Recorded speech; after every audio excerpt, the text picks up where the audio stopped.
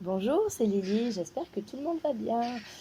Aujourd'hui, je vous fais un podcast sur quelques petites choses qui me dérangent quand on est flamme. Je voulais vous en parler. C'est toutes ces étiquettes que l'on se colle sur le front en tant que flamme jumelle. Pour moi, ces étiquettes, tant qu'on se les colle sur le front, eh ben, on n'avance pas on est coincé dans une espèce de cercle vicieux. Alors on a pourtant l'impression qu'on travaille, etc. Et en fait, on fait du surplace. Donc je vous explique tout ça. Première étiquette qu'on a tendance à se poser en tant que flamme, ça va être l'étiquette de victime. Non, nous ne sommes pas des victimes, ni victimes de notre autre, ni victimes de la vie, ni victimes du destin, je dirais. Euh, il est vrai, et ça personne ne peut le nier, que le parcours flamme jumelle est très souffrant. Donc, autant du niveau de la relation en elle-même à, pendant une certaine période, autant au niveau de notre parcours de vie à chacun, euh, il est vrai que on traverse des épreuves. Mais au-delà de, au-delà de ça, c'est vrai que c'est très souffrant et c'est vrai que c'est très difficile au moment où on traverse ces épreuves. Euh, mais au-delà de ça, on n'est pas victime. On n'est pas victime parce que déjà, la première des choses, c'est on s'est incarné dans cette vie pour justement avoir des épreuves et apprendre des leçons. Donc c'est vrai que c'est pas drôle du tout au moment où on le vit. Hein. Je vais pas vous dire que c'est tout rose et ça serait complètement mentir. Mais c'est un chemin d'apprentissage. Et c'est très important parce que si on se met cette étiquette de victime, en fait, c'est que quelque part, on a un besoin de reconnaissance. Et ce besoin de reconnaissance, donc très souvent, derrière, on va avoir beaucoup la blessure d'injustice et la blessure d'abandon hein, qui nous picote un peu en majeure partie. Mais c'est pas bon, c'est pas bon. Nous ne sommes pas des victimes. Et c'est vrai que j'ai beaucoup de mal euh, à voir ça et j'en vois beaucoup autour de moi. Et moi-même, hein, à un moment, j'avais cette étiquette-là sur moi. Et il m'a fallu beaucoup de temps pour le comprendre. Donc voilà, première des choses, nous ne sommes pas des victimes. Nous sommes là pour apprendre des choses et apprendre des leçons. Et quoi qu'il se passe dans la vie, on aura, une fois qu'on aura dépassé l'épreuve, on aura la compréhension et une sorte de sagesse, je dirais. Donc voilà, donc la première étiquette, c'était la victime. La deuxième étiquette, c'est l'étiquette de bourreau.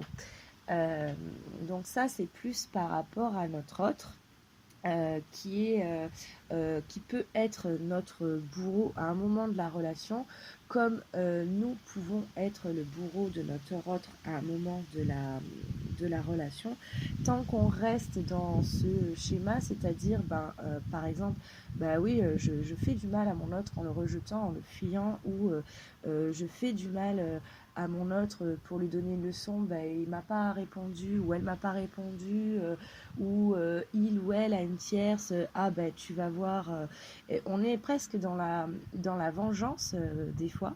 Et en fait ça c'est quelque chose qu'il faut absolument s'enlever. Tant qu'on fait ça, on n'est pas du tout en travail, bien au contraire.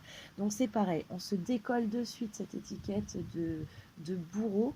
On n'est pas le bourreau l'un de l'autre. Certes, on s'appuie sur nos blessures, mais c'est quelque chose que l'on fait de manière absolument inconsciente. Et en fait, il faut laisser faire jusqu'à ce qu'on arrive à s'équilibrer. À chaque fois qu'il y en a un des deux qui a un comportement qui est limite par rapport à l'autre, en fait, c'est les limites de l'autre qui doivent être posées. Et surtout, c'est qu'est-ce que ça fait? Pourquoi est-ce que je réagis comme ça quand l'autre agit plus ou moins comme un bourreau? Donc voilà, deuxième étiquette, le bourreau. Troisième étiquette, alors celle-là, j'ai beaucoup de mal avec ça. Et ça concerne plus, donc je pense que c'est euh, en rapport avec la dimension spirituelle du lien. Nous ne sommes pas des êtres supérieurs. Et je vois beaucoup de choses et je trouve ça très moche ce qui se passe parce que c'est vrai que nous sommes guidés, c'est vrai qu'on a conscience de plein de choses et qu'on prend conscience au fur et à mesure du parcours qu'on va être euh, lié.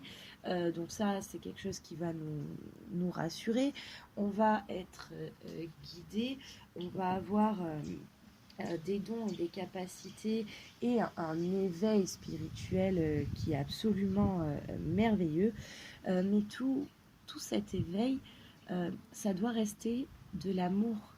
Et aujourd'hui, j'ai beaucoup de mal parce que j'ai l'impression que, donc, certes, il y a beaucoup cet effet de mode autour des flammes jumelles et on en parle beaucoup. Donc, il y a des gens qui voudraient être flammes jumelles parce que, oh mon Dieu, ça a l'air tellement merveilleux tout ça. Donc, déjà, on ne choisit pas d'être flamme jumelle. On ne choisit pas ce parcours-là et on ne cherche pas sa flamme jumelle. Mais au-delà de ça, faudrait peut-être un petit peu redescendre d'un cran. On n'est pas plus élevé que les autres parce que l'on est flamme jumelle, parce que l'on a un parcours de souffrance et parce qu'on a un éveil spirituel. Et aujourd'hui, je trouve que c'est très important de parler de ça parce que vraiment, euh, on est dans l'ego total. euh, et en fait, flamme ou non flamme, on est tous au même niveau, même si on n'a pas le même niveau d'éveil, même si on n'a pas les mêmes capacités. Et pour moi, tant qu'on est là-dedans, dans cet état d'esprit, on n'est pas dans la reconnaissance de ce qui nous arrive, on n'est pas dans la gratitude et on se sent supérieur aux autres et je trouve ça très dommage et pour moi on ne peut pas avancer en étant comme ça. Euh, c'est je vous parle à mon niveau, je suis absolument pleine de gratitude pour ce que ce lien m'apporte au quotidien et pour tout ce qui m'a apporté. Je suis pleine de gratitude pour mon chemin qui n'a vraiment pas été facile, hein, comme pour n'importe quelle flamme, ça a été vraiment très douloureux et très souffrant. Euh, mais aujourd'hui, j'en suis plus là du tout. Et je trouve que il faut savoir garder une espèce d'humilité par rapport, par rapport à tout ça. Voilà, donc la victime, le bourreau, la supériorité. Qu'est-ce que je pourrais vous rajouter? Bah aussi, peut-être se décoller. Alors, ça va être marrant parce que je vais me taper un petit peu sur les doigts à moi aussi, du coup, puisque sur ce profil, donc je m'appelle Lily la flamme, donc c'est bien pour montrer que je suis flamme. J'ai choisi ça justement parce que en tant que coach thérapeute, je guide des flammes et donc c'était pour pouvoir être reconnue sur les réseaux sociaux. Donc ça, certes, c'est une chose, je me revendique flamme jumelle auprès de la communauté ou du collectif flamme jumelle. Mais à côté de ça, il y a quelque chose qu'il faut aussi penser, c'est que il faut pas ne se voir que comme une flamme. C'est-à-dire que certes, c'est ça et ça occupe la majeure partie de ce que l'on est et de ce que l'on fait, mais on n'est pas que ça. On est aussi l'homme, on est aussi la femme, on peut être le père, la mère, l'ami, la sœur, le frère, le voisin, et juste, voilà, se rappeler que on est soi avant d'être flamme.